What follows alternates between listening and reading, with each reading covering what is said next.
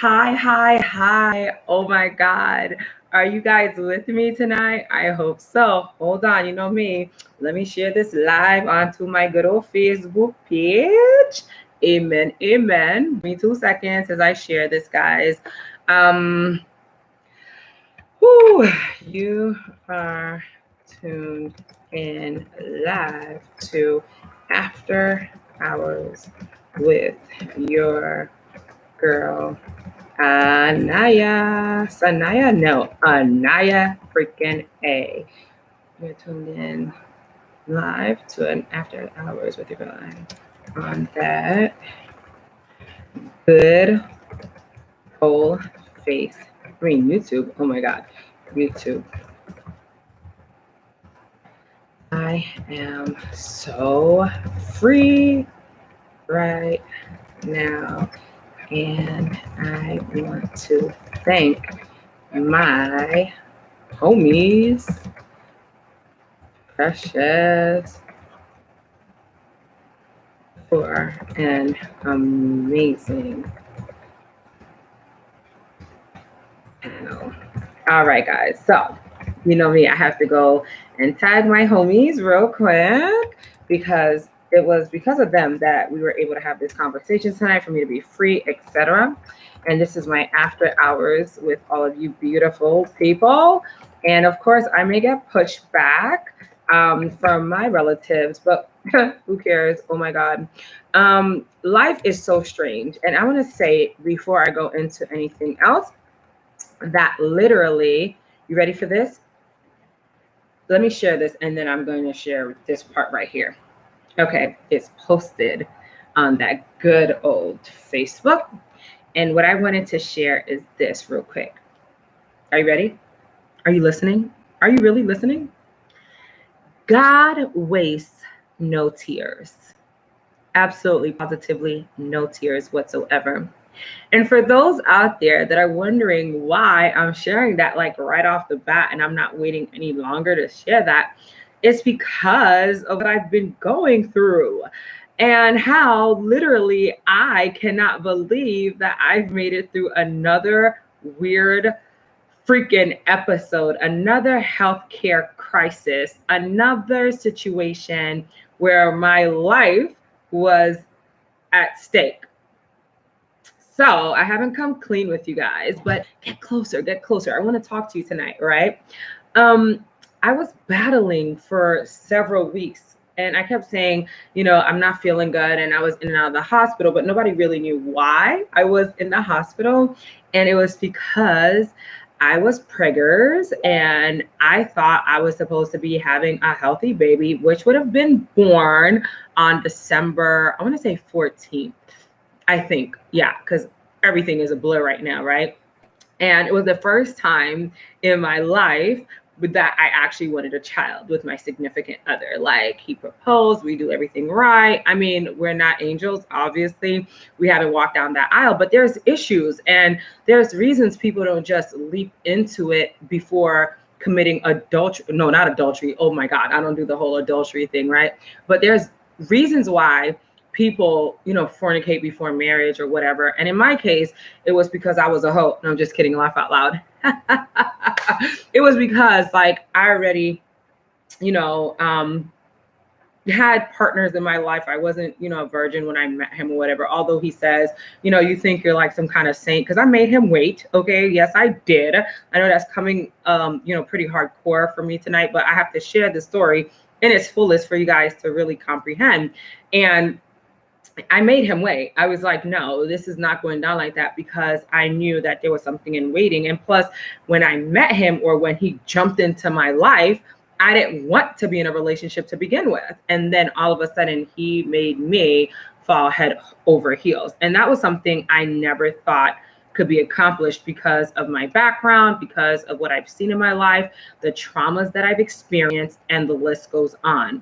So with that being said, and after, we started dating, broke up a couple of times, etc., realized, oh, he ain't going nowhere, like literally. And I had a situation. And so I didn't have an entanglement. For those that were wondering, I didn't have an entanglement. I had a circumstance where, finally somebody really saw me for who I was, and they were willing to take a risk and be with me, regardless of all the issues that I had and all the medical conditions, etc. Now, I'm not contagious. I don't have any STDs or anything like that, but I have a series of medical conditions that are super rare, right? And I've talked about it a few times on the show, but I don't think on YouTube. And if I did, I'm sorry, but let me just share this. When the doctors give you stuff like chemotherapy and 26 other medications that they're testing on you because they don't understand your condition because you're super rare, then they pop in and tell you, oh, by the way, the chemotherapy is going to prevent you from having children. So you're never going to be able to have children. And then your life changes because all of a sudden you're like, wait a minute, what? I thought having children was like this natural thing. And let me say this too. Like, people think I'm super oblivious because I never really knew the way to have kids. I know that sounds weird, right? Like, Aniya, what? But I grew up in a Haitian family where, like, my super Haitian mom would come home with like pamphlets and like books and pamphlets, like, and would drop them on my bed and be like, by the way, this is what a penis looks like when a penis catches an STD, and the penis will fall off. And you know what? When that penis is sick and it puts itself in your vagina, the private thing in front of you, guess what? You will die. That was my life lesson about sex. So let's just say I was not ever going to have unprotected sex with anybody. Furthermore, like, who wants to even have sex at all? Like, we're not going to procreate at all. Like, And then my mom would say stuff like, she's Haitian, right? So she'd be like, oh yeah, when you have children, they're going to be 10 times worse than you because you are a bad girl. Bad girl. So when you have your babies, okay, just wait. And then wait, I got to say it in Creole. Done. What's off and passé là? Done. L'eau fait petit tout. Way. Map done. Wap crier. Basically putting curses on my life because I was a bad child. And like, people often think I was like this super good child, or like I was a super nerd, or people always have these misconceptions of Aniya A, but I was really out of pocket. I was out of control. Anyway, fast forward, changed my life. Things are going pretty damn good, I think. But then I get hit with these rare conditions, and then the killer was like being put on chemotherapy. Why do I have to be put on chemotherapy? I wondered. I don't have cancer. Well, because of your condition and what you're going through, you have to be put on chemotherapy, is what I was told by my team of physicians while I lived at St. Lucie Medical Center in Port St. Lucie, Florida, in room 324. And then I would get shifted from one room to a next because I would have all these complications. And when you have a lot of complications and nobody even knows what the hell is really wrong with you because your body is out of whack, they tend to put you in different parts of the hospital to try to put you in places where other people may be suffering from the same illnesses. And what ended up happening was, at one point I was put like damn near close to, or not, or maybe even in the chemo cancer section of the hospital because they thought that whatever was happening in my body was cancerous. Anyway, back to my original thought. God wastes no tears. And when I was told that I would never be able to have children, it was a secret pain. It was, you ever been told something and you're like, that can't be true? Even though I've never tried to have children, I felt like I'm a woman. And women are supposed to be able to give birth, is what I thought. And another thing that happened is when I thought back just recently about why I was so confused about childbirth, was my great-grandmother had 24 kids. My grandmother had like 10, and my mom had 3. So what's wrong with me? It just dawned on me the other day that we're living in a society now that giving birth is no longer an easy thing. Women go into the hospital pregnant and they don't come out with babies anymore. I hear the stories all the time, and I never wanted to talk about it because, hell, I would never be able to have a baby. So I thought I would never be able to get pregnant. So I thought. So I feel women's pain that are going through this. But until you experience it on your own, then you know the truth.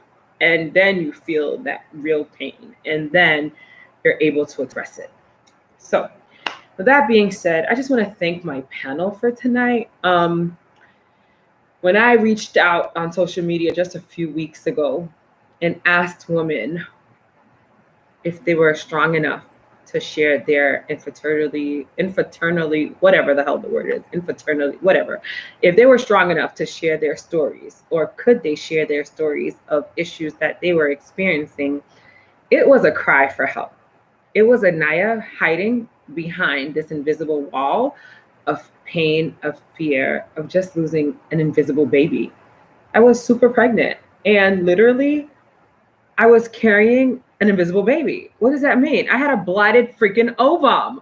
What the hell is a blighted ovum? I don't know to this day. I just know that I tested positive of being preggo with my significant other, my African king, who does not like this media thing at all. So we're not going to say his name or anything. Not that he's hiding from anybody or anything weird. He's just totally opposite from me, okay? But a lot of people have seen him in real life or whatever. Listen, I test positive, excuse me, for being pregs. And I go for my first sonogram after like taking all these tests because I'm high risk and I have all these complications because of my chemo life and my nephrotic syndrome life and my hospitalization life and my ICU life, you know what I mean? So because of all of that, I'm like high risk. So I get all these tests and then I go for this sonogram, which is super earlier than most people because of my pre-existing conditions. And I wasn't ever supposed to be pregnant anyway. Let's start there. And wouldn't you know, when the first sonogram is about to take place, there's no heartbeat. Matter of fact, there's no baby at all. Doctor, what the hell does that mean?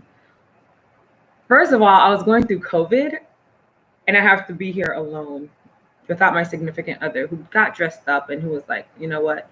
You're my girl. Let's do this together. And then because of COVID, he's not even allowed to come up with me. So he goes home and goes and does whatever he does. And I go up into this sonogram place alone and I have to hear that I have no baby in my womb. Weird. Super weird. It's a blighted ovum. That doesn't even sound like English. Long story short, I Googled it because I'm the master at Google. And upon Googling it, it was a real thing.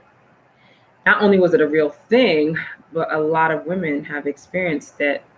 And there were support groups for the blighted ovum, the mystery condition. And I was devastated. I mean, I just was like, for the first freaking time in my life, I want a baby human. I want a little legacy thing happening here. You know what I mean? Like, I want to walk around with like a push cart thingy, whatever you call them, strollers. You know, I want to be able to feed my own kid instead of everybody else's damn kids that I love typically, you know, if they're well behaved. And then I got told that I'm like pregnant, but I'm not pregnant. But I don't have any fibroids and I don't have any cysts anymore because I did have those problems too. So what the hell is a blighted ovum again? All right. It's super weird and super rare. Kind of like me. I get it. I don't get it, but I get it. Anyway, a few weeks ago, about a month or so ago, on June 9th, after seeing teams of specialists and going to 3 or 4 different hospitals because I could not believe one doctor, especially when the doctor says, yeah, so whatever you have inside of you needs to be scraped out. What do you mean whatever I have inside of me needs to be scraped out, dude? Like, are you fucking crazy? Like, I'm preggers, right? All my hormones are lining up to this due date situation. I mean, my belly is growing and you guys can't see the belly because obviously, like, you know, I'm not in a real studio, so like I can hide what's happening. Fast forward, I can talk about it now. God wastes no tears. On June 9th, I had to go in by myself and get my baby scraped out, which wasn't a real baby. It was an invisible baby, which is now known as my baby angel, aka my invisible baby angel, because that little thing changed my life for the better. So when I say God doesn't waste any tears, I stopped drinking because I was preggers and I was battling with not alcoholism this time around. I'm no longer an alcoholic, but I had a lot going on for a while, and I would drink to try to solve my issues, which I knew was not a real thing. And what's so funny is when I finally found out that I could get pregnant and that I was preggers, I stopped drinking. And I said, Aniya, no matter what's freaking going on here, no matter even if people see the little piece of real hair down here, because this is obviously a wig, but whatever, you're going to stick it through and you're going to fight and you're going to win. I said it to myself. And no matter what I was going through, I was fighting and I was winning. And nobody knew that I was overcoming my issues with my dependency on alcohol.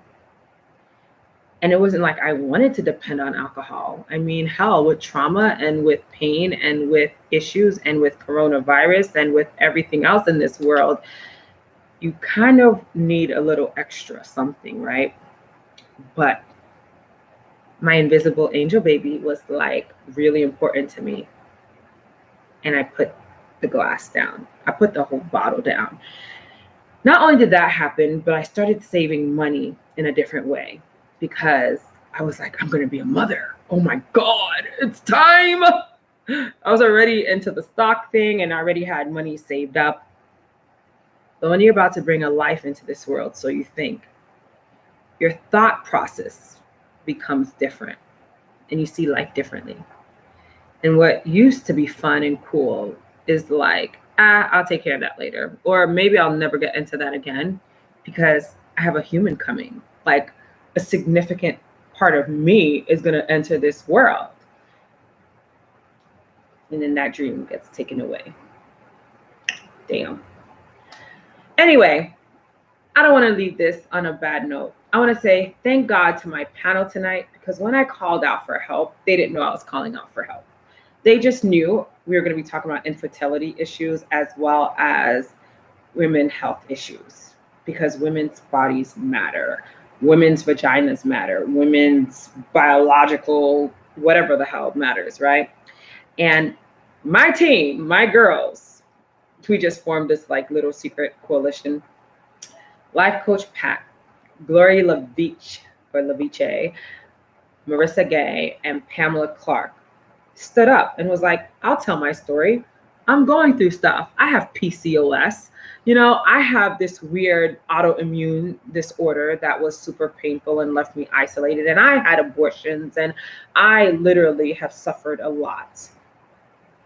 And that team of women helped me to tell my truth and reveal certain things tonight that I probably never would have if I was alone in this fight. So that being said, ladies and gentlemen, boys and girls, oftentimes you may look at people and think they got it together, everything looks great, but that's a facade. Never judge a book by its cover. Hell, open up the first couple of pages. You'd be surprised what you read in the contents and in that opening, word, or even go to the back of the book sometimes. Check out what they have to say on the back. Don't just stop at the front and say, oh, that doesn't look interesting, or oh, that's not going to appease my needs. Because if you don't give that book a chance, you'll never be able to broaden your horizon. And if you don't listen to those in your immediate circle or those around you, and if you don't utilize your best judgment, you may really hurt somebody. Because for too long, people ask me, when are you going to have a baby, Aniya? It's time. You're getting older, girl. We know you're not really 22 again. Like, we know, obviously. But don't you think you need to have a baby? You have a fiance. You're going to get married. You're getting older. You need to have a child. All your siblings have children. Everybody around you has children. Everybody's married. When is your turn? What happens when you're dealing with a secret struggle, and if you lash out, they call you crazy. If you keep it to yourself, they say that you're depressed. If you speak about it, then you're a negative Nancy. But then if you share like a couple of phrases, you're not sharing too much. There's always a judgment. There's never a real peace. But tonight, I'm peaceful and I'm at peace, and I'll continue to give peace out to the world, because tonight was one of the biggest challenges I've had since starting this platform. And you know what? I overcame. So, with that being said, and to my panel from tonight, I want to say thank you. I love you. I appreciate you. And we are in this together. And to the healthcare professionals that say stuff like, you don't have a baby inside of you, and whatever's inside of you, you just need to get it scraped out. Middle finger in the air. My life matters. My vagina matters. My biological womanhood matters. For the doctors that have no bedside manner or do not comprehend a woman's pain, or anybody's pain for that matter, you're in the wrong professional, you asshole. You're in the wrong profession. You're not the professional for this. Step aside and let somebody else do this job, because you are stupid. With that being said, have a good night. See you tomorrow night, guys, on the Aniya A show at 8:30 p.m. on Aniya A period on Facebook, and on Instagram, it's Aniya A143, FEGMGMT, and NVSANYC. And tomorrow night, we're going to be live on location in the heart of Brooklyn to occupy the streets with Rev Kev of the Crisis Action Center. Let him know that Aniya A told you about tomorrow night, and we'll be out there, I think, starting at 7 p.m. I think. God bless you guys. Have a great night. Love you. Be safe and be amazing.